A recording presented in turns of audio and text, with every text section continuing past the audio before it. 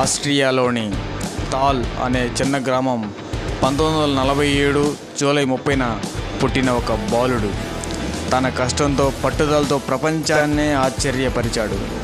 అతడే ఆర్నాల్డ్. చిన్న వయసులోనే బాడీ బిల్డింగ్పై మోజు. కానీ అది కేవలం మోజు కాదు, ఒక లక్ష్యం.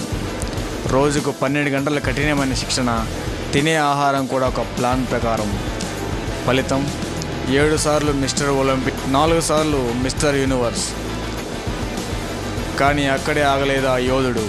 బాడీ బిల్డింగ్ తర్వాత హాలీవుడ్లోకి అడుగుపెట్టాడు. మొదట్లో చిన్న పాత్రలు, కానీ తర్వాత the terminator, predator, Conan the barbarian, true lies. ప్రపంచమంతా ఆయన పేరు మారుమోగిపోయింది. కానీ సినిమాలతో సంతృప్తి చెందలేదు. ఇంకా పెద్ద లక్ష్యం ఉంది అనుకున్నాడు. 2003లో కాలిఫోర్నియా గవర్నర్గా ఎన్నికయ్యాడు. 2011 వరకు ఆ పదవిలో ఉన్నారు.